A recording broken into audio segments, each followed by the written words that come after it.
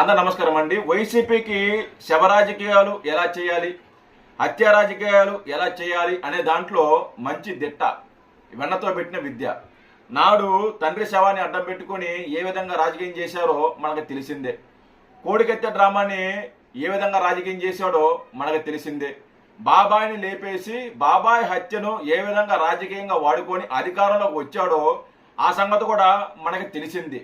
వాళ్ళు ఎదుగటానికి వాళ్ళకి రాజకీయంగా ఉపయోగపడుతుంది, మనకి సింపతి వస్తుంది, మనకి అధికారం వస్తుంది అని ఆలోచన వచ్చిన వాళ్ళు ఎవరినన్నా చంపడానికి వెనుకాడరు. అది తండ్రి లేదా బాబాయ, తల్లి, చెల్లె, అన్న, తమ్ముడా, వాళ్ళకి రక్త సంబంధంతో పని లేదు. వాళ్ళకి సింపతి వస్తుంది, వాళ్ళకి అధికారం వస్తుంది అంటే ఎవరినన్నా వాళ్ళు చంపడానికి వెనుకాడరు. వాళ్ళ రాజకీయం అలా ఉంటుంది. అదే సమయంలో వాళ్ళకి ఎవరు ఎదురొచ్చినా పలానా వ్యక్తి వల్ల మనం రాజకీయంగా ఇబ్బంది పడతాము, అతని వల్ల మనకు రాజకీయ గండం ఉంది అని ఆలోచన వచ్చినా అతను కూడా చంపేస్తారనమాట. ఈరోజు జరిగింది అదే. ఏదైతే ఎస్ఐ సతీష్ కుమార్ హత్య ఏదైతే ఉందో ఈరోజు కూడా అదే జరిగింది. ఎక్కడ సతీష్ కుమార్ నోరు ఇప్పితే భూమన కరుణాకర్ రెడ్డి, వైసీపీలో ఉన్న కొంతమంది పెద్ద తలకాయలు జైలుకి వెళతారో భయపడి ఈరోజు ఎస్ఐ సతీష్ కుమార్ని హత్య చేశారు. హత్య చేసి ఈరోజు శుద్ధపోసలాగా ప్రెస్ మీట్ పెట్టి ఇది హత్య కాదు, ఇది ఆత్మహత్య, ఇది కూటమి ప్రభుత్వం ఒత్తిడి వల్లే అతను ఆత్మహత్య చేసుకున్నాడు అని భూమన కరుణాకర్ రెడ్డి మాట్లాడుతున్నాడు. కుటుంబ సభ్యులేమో ఇది ఆత్మహత్య కాదు, భూమన కరుణాకర్ రెడ్డి మా సతీష్ కుమార్ని చంపేశారు, మా సతీష్ కుమార్ నోరు ఇప్పితే ఎక్కడ అతను జైలుకి వెళతాడని భయంతోనే మా సతీష్ కుమార్ని చంపేశారు అని కుటుంబ సభ్యులు మాట్లాడుతున్నారు. ఒకసారి ఈ భూమన కరుణాకర్ రెడ్డి అనే వ్యక్తి ఏం మాట్లాడుతున్నాడో ఒకసారి వినండి. తర్వాత వాళ్ళ కుటుంబ సభ్యులు కూడా ఏం మాట్లాడారు అనేది మీకు వివరించే ప్రయత్నం చేస్తాను. నా రిక్వెస్ట్ ఏంటంటే ఒకసారి లైక్ చేయండి అబ్బా, ప్లీజ్ లైక్ చేయండి. లైక్ చేస్తే ఈ వీడియో 10 మందికి వెళుతుంది. ఖచ్చితంగా వాస్తవాలు తెలుసుకోవాలి కాబట్టి ఖచ్చితంగా వీడియోని లైక్ చేసి కింద హైప్ అని ఉంటుంది, దాన్ని కూడా హైప్ చేయండి. ఒకసారి ఇతను ఏం మాట్లాడతారో వినండి. సతీష్ కుమార్ భరతామణి కేసులో విచారణ ఎదుర్కొంటున్నటువంటి ఆయన రైలు దూకి ఆత్మహత్య చేసుకున్నారని తెలిసింది. ఇది నోట్ చేసి పెట్టుకోండి. ఆత్మహత్య చేసుకున్నారని తెలిసింది. ఇది నోట్ చేసుకుని దీని గురించి మాట్లాడదాం. ఆయనను విపరీతంగా విచారణలో బెదిరించిన కారణంగా, భయపెట్టిన కారణంగా, ఆయన చేత నిజాలు కాకుండా అబద్ధాలు చెప్పించడానికి ఆయన మీద తీవ్రమైన ఒత్తిడి చేసిన దాని వలన ఆయన ఆత్మహత్య చేసుకున్నట్టుగా తెలుస్తుంది.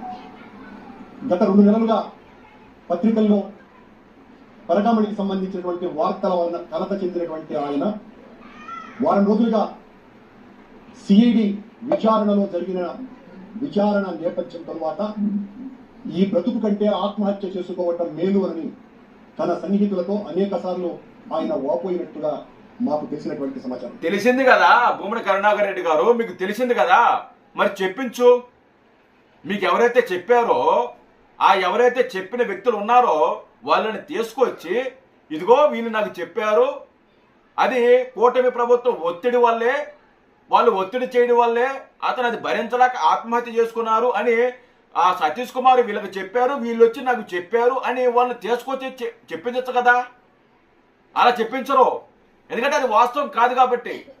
అది నిజంగా వాస్తవం అయితే చెప్పిస్తారు, అది వాస్తవం కాదు. చంపేసిన మాట వాస్తవం, చంపేసింది వీళ్ళే. ఇతనే భూమన కరుణాకర్ రెడ్డి. ఈ మాట నేను చెప్పడం వాళ్ళ కుటుంబ సభ్యులు చెప్తున్నారు. వాళ్ళ కుటుంబ సభ్యులు చెప్తున్నారు భూమన కరుణాకర్ రెడ్డి అనే వ్యక్తి మా సతీష్ కుమార్ని చంపేశారు. మా సతీష్ కుమార్ ఒక పోలీస్ అధికారి అంత సింపుల్గా ఆత్మహత్య చేసుకునే అంత పిరికివాడి కాదు. అతను ఎంతో కష్టపడ్డాడు, మంచి ధైర్యం ఉన్న వ్యక్తి. ఆత్మహత్య చేసుకునే వ్యక్తి కాదు మా సతీష్ కుమారు. అతను ఆత్మహత్య చేసుకున్నారంటే మేము నమ్మము. అతను ఆత్మహత్య చేసుకున్నట్టు అక్కడ ఆనవాళ్ళు కూడా లేవు. హత్య చేసినట్టు ఆనవాళ్ళు ఉన్నాయి. తల మీద బలమైన గాయం ఉంది, గొడ్డలతో నరికినట్టు బలమైన గాయం ఉంది. దాన్ని ఎలా ఆత్మహత్య అంటారు? హత్య చేశారు అని వాళ్ళ కుటుంబ సభ్యులు మాట్లాడుతున్నారు. ఇక్కడ నువ్వు కూర్చొని నాకు కొంతమంది వల్ల తెలిసింది, అని చెప్పి అంటే కవరింగ్ చేస్తున్నారు అన్నమాట.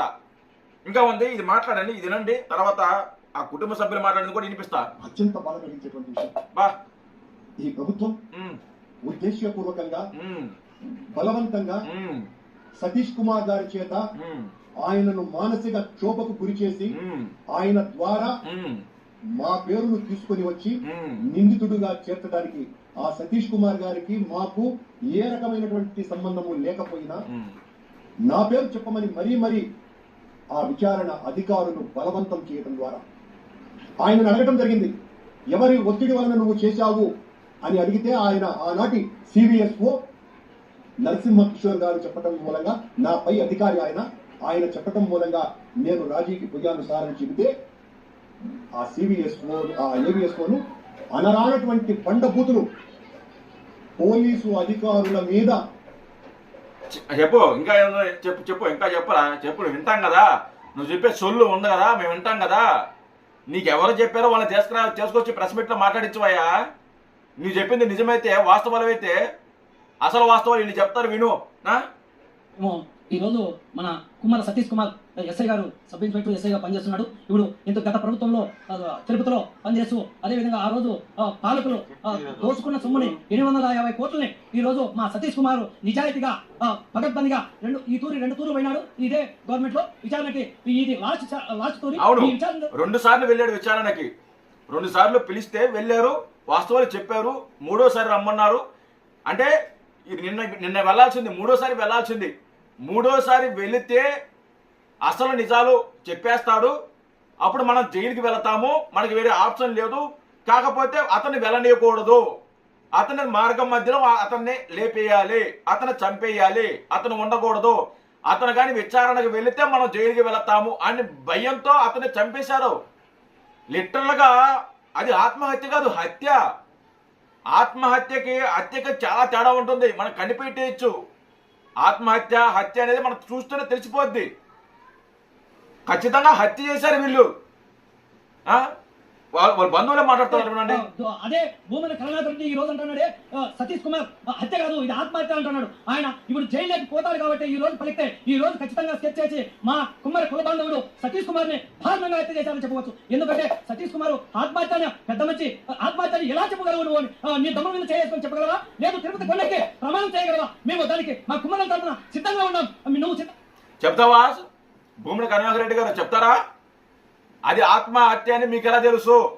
మీకు ఎవరు చెప్పారు? వెళ్తావు కదా ప్రతిసారి, ఏ ఆరోపణ వచ్చినా మేము ప్రమాణం చేస్తామని వెళ్తావు కదా, ఇప్పుడు వెళ్తావా? ప్రమాణం చేస్తావా? నువ్వు చేస్తావు. ఎందుకంటే మీకు దేవుడంటే భయం లేదు, దేవుడంటే భక్తి లేదు, దేవుడి సొమ్ముని అడ్డగోలుగా దోచుకున్న వ్యక్తులని ఆరోపణలు వస్తున్నాయి. మీకు దేవుడంటే భయం లేదు, దేవుడంటే భక్తి లేదు. అలాంటప్పుడు మీరు మళ్ళీ కూడా మేము అక్కడికి వెళ్ళి మేము ప్రమాణాలు చేస్తాం, ఇలా చేస్తారు. ఎందుకంటే మీకు దేవుడు అంటే భయం లేదు కాబట్టి.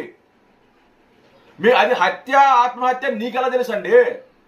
విచారణలో తేలుద్ది, పోస్ట్ మార్టం రిపోర్ట్లో తేలుద్ది.